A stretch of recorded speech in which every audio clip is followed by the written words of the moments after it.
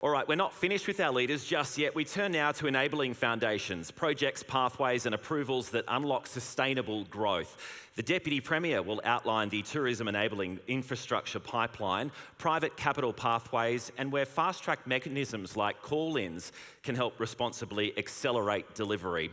Please welcome the Hon Jarrod Bleijie, Deputy Premier, Minister for State Development, Infrastructure and Planning and Minister for Industrial Relations. If we took a holiday, took some time to celebrate. Well, thank you very much, ladies and gentlemen. Great to be here, and Honourable Premier Andrew Powell, Minister, other ministers, and industry. Fantastic to be here, and what a time to be in Queensland. What a time to be in business, and I think there's a great sense of opportunity in Queensland now. And when we, as a government, talk about Queensland being open for business, we mean it, and it's more than a slogan, which I'm going to get to in a moment. And everything we can and do for your industry, we will absolutely try and unlock as many opportunities for you to thrive. And when I talk about how great it is to be a Queenslander, I've recently been to the state of New South Wales and the communist state of Victoria, where I've been trying to steal businesses and opportunities from those states to come to Queensland and look at the bright shining lights in Queensland and invest in Queensland and move from those states. And we've had a pretty great year. We've had the State of Origin we won. We had the AFL Grand Final win. We've had the Women's NRL Grand Final win and the Men's NRL Grand Final win. And I was proud to stand in Victoria and New South Wales and say, I don't know what you're drinking your cups of tea out of, because Queensland has all the cups. And that doesn't go well in Victoria or New South Wales, but we are very parochial in this government, and we are unashamedly looking to Victoria and New South Wales and around the globe for partnerships, collaboration and investment, and in this great state. Because if we have new investment, you all benefit. Your industry, particularly in the tourism, benefits. I look at Queensland now on the precipice of something special, and it's similar to when my family moved, believe it or not, from New South Wales in the late 80s, when things were happening in Queensland. And my family are from the hospitality industry, and if many of you didn't know, my family brought the Ettamogah pub to life in Australia. We were publicans. We moved from Griffith, New South Wales. My family were into farming, and many of you think Griffith and farming, not the green leafy variety that Griffith is known for in farming, and the Triboli brothers and so forth. My uncle, I don't know if you remember the old Australasian Post magazine. It was a big Australasian Post magazine, and in it was a cartoon of a crooked pub with a roof on with a car on the top. And my uncle looked at that. He had coffee with my Aunt Sonia, and they contacted the artist, Ken Maynard, and said, we want to make that a reality. So the first Ettamogah pub was built in Albury, in Tabletop, Albury, and I went to the little school across the road with 7 people in the whole school. And then my uncle came up here on holiday in mid-80s and decided to buy that entire stretch of the Bruce Highway, and we all moved up here and started the Ettamogah pub and Aussie World in the late 80s. In fact, Premier Mike Ahern at the time opened the Ettamogah pub, and it was great. We had camel races and all sorts of things there. And then my uncle had Aussie World as well. Unfortunately, as it goes with business, there's good times and there's bad times. And my uncle lost everything in the recession we had to have. But he then went on and still into pub land. He had the Mount Pleasant Hotel in Gympie. So my family are from a tourism background. So it means a lot to me to be asked to speak to you today at DestinationQ and give you an upside of, or a snapshot of what we're doing in government in terms of the planning space as the Minister for State Development and Planning. And you've got to start, I guess, where the Premier left off, the 2032 Olympic and Paralympic Games, where all eyes will be on the world. And the Premier said I get a little political sometimes, and I apologise for that today if you are not into politics, but I live and breathe it every day, so I'm going to do it. Anyway, it was a basket case when we came to government. We've been in government just for now 12 months, And I would ask anyone, I would challenge anyone to tell me what the plan for the 2032 Games was. We had 1,400 days runway to the Olympic and Paralympic Games 2032, the biggest runway ever given to a government to plan and fund the Olympic and Paralympic Games. We did not even know where the stadium was going to be. There was talk of the Gabba being knocked down, the Gabba being rebuilt, a new stadium, AFL and cricket, whether they're going to have to fund it, whether they're going to be at Springfield, whether they're going to be the RNA, filling in, displacement costs. It was a basket case. And then some crazy guy with a crazy idea came up with spending $2.25 billion on temporary stands at QSAC. And that's when I thought, this is a big mess. Anyway, alas, 12 months later, we had set up within 100 days of government the GICA, which is the Games Independent Infrastructure Coordination Authority. They did the 100-day review. They put a pathway for all of Queensland to benefit from the Olympic and Paralympic Games, not just Brisbane. And we accepted most of those recommendations, changed a few because we did want the Games to be about regional and rural Queensland as well, not just Brisbane and southeast Queensland. So from that 100-day review, we now have the 2032 delivery plan, which was endorsed and incidentally now signed off by the federal government. And it's no secret the federal government are not the same political colour as the state government.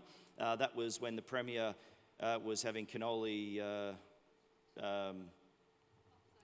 what do you call it? Conversations, negotiate, diplomacy, he calls it.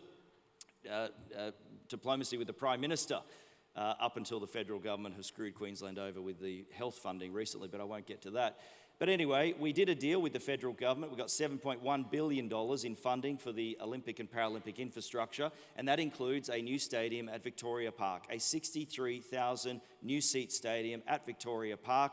The Gabba will come down after 2032, and we're going to have an amazing facility at Victoria Park. Across the road, a national aquatic centre, the best aquatic centre in the world once it's built, and then an upgrade to the RNA, 20,000-seat outdoor arena. What an amazing precinct that is now, and because we rejected QSAC as an option for temporary stadium solutions. So we're going to have an amazing precinct. And I was asked yesterday when I was doing a press conference in the great far north Queensland region in Cairns in 40-degree humidity, I was asked by a journalist up there, but what about the centuries-old trees and grass in Victoria Park?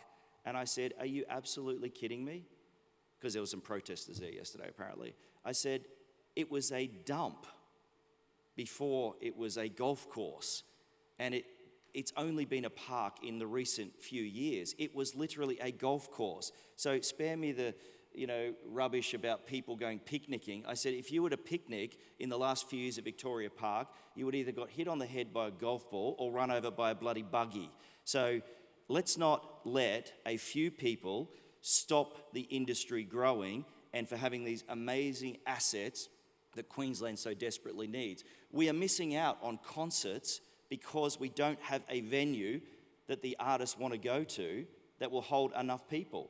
So that's why we are so strongly supportive and getting on with the job of building Victoria Park, a 63,000-seat new stadium. On top of that, an arena, convention exhibition centre on the Sunshine Coast, whitewater rafting in the Redlands, archery in Maryborough, rowing on the mighty Fitzroy River in Rockhampton, which I'll be rowing this Sunday on the mighty Fitzroy River. We've also got sailing in Whitsunday and Townsville, and equestrian in Toowoomba. That's what having an Olympic and Paralympic Games for all of Queensland is about, ladies and gentlemen. Spreading the sports, spreading the spend, and making sure everyone benefits from this. On top of that, a $250 million Games On program, which is about grassroots community sport. Because as I always say, why should a kid in Western Queensland not have a tennis court when a kid in Southeast Queensland has the great tennis courts that we have locally? And it shouldn't be the case, and that's why we're investing in regional Queensland and rural Queensland, particularly in grassroots community sport. We have to use the powers of the planning minister to help your industry.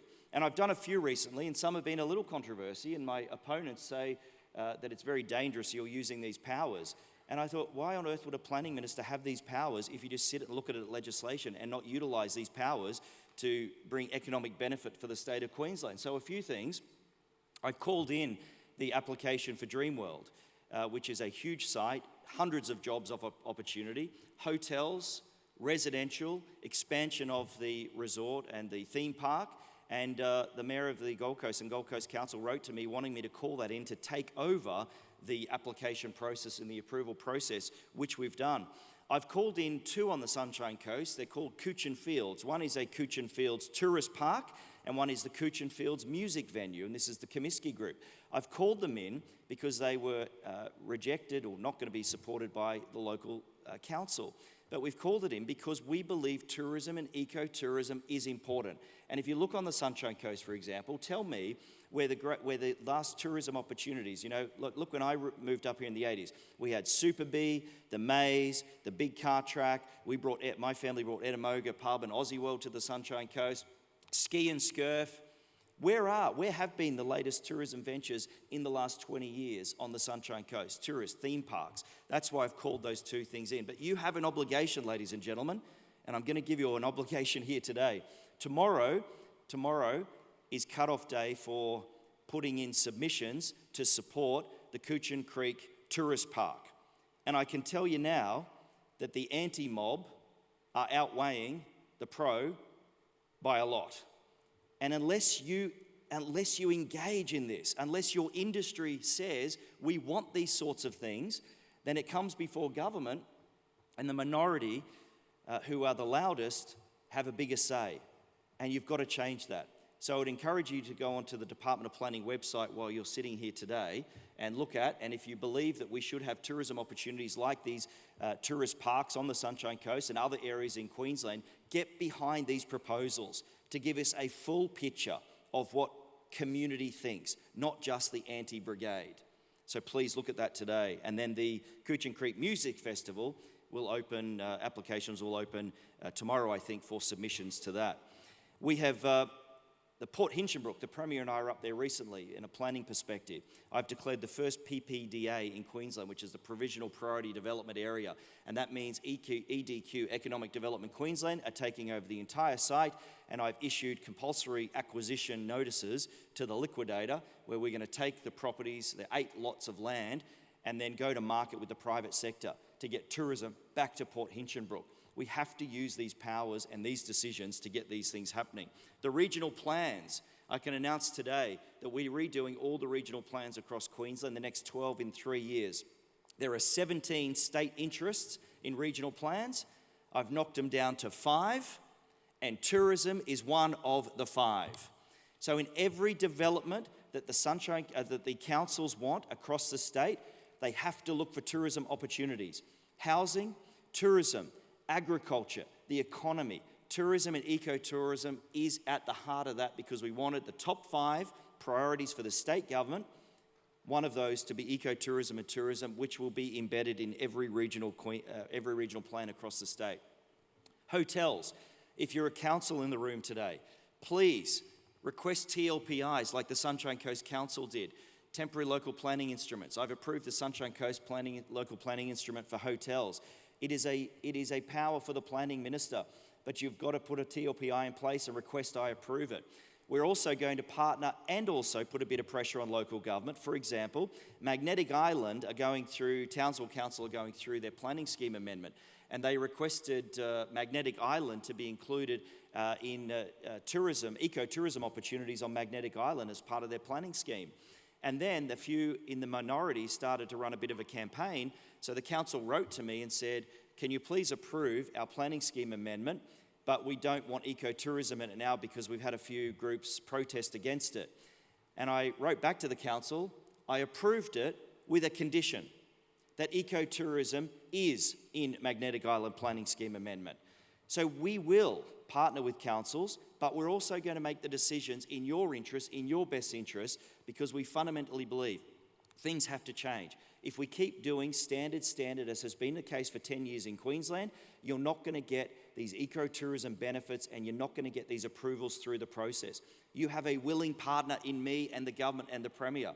We will assist. You tell us where it's not working. You tell us where the hold-ups are, and we will fix it for you. That's my plea and that's my promise to you today. So we're going through the process, we're going through with the planning schemes, with the councils. We've told them to look at farm stays, cellar doors, food experiences. You would have seen the announcement today that Infinity Planet has put an application in the Moreton Bay region area. That was only possible, ladies and gentlemen, because 8 months ago, I changed the zone to allow them to put a development application in. We didn't make a big hoorah about it, we just did it because we want a development application in for what will be a great tourist park in Queensland. And there's some wording in the paper today about that development application. So ladies and gentlemen, as I conclude, I just want to say you have willing participants and partners with DestinationQ and the Queensland Government. The Tourism Minister, my honourable colleague Andrew Powell, is doing an amazing job. Him and I represent quite diverse electorates. We're on the Sunshine Coast, but he has the hinterland and I have the beaches. And we have great colleagues, obviously, in regional Queensland and rural Queensland. So you're all represented in government no matter where from the great state of Queensland you come from. And finally, let me conclude on my favourite topic. To build these hotels, to build the infrastructure, to get the jobs for people in the future, we need productivity to return to work sites in the state. And we're not going to do it with a culture of bullying, intimidation, fear-mongering by the CFMEU in Queensland.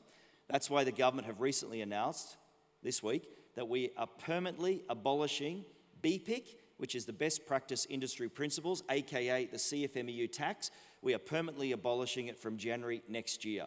We want productivity to return to work sites, but we will not tolerate, we will not accept the bullying, the fear, the intimidation that CFMEU on a daily basis put onto construction workers, including women, on construction sites in Queensland. The culture of our building industry must change. The culture of our building industry will change, and that's why we've set up a Royal Commission to do just that into the CFMEU. Ladies and gentlemen, enjoy Destination Q. I look forward to your feedback. Have a great day. Cheers.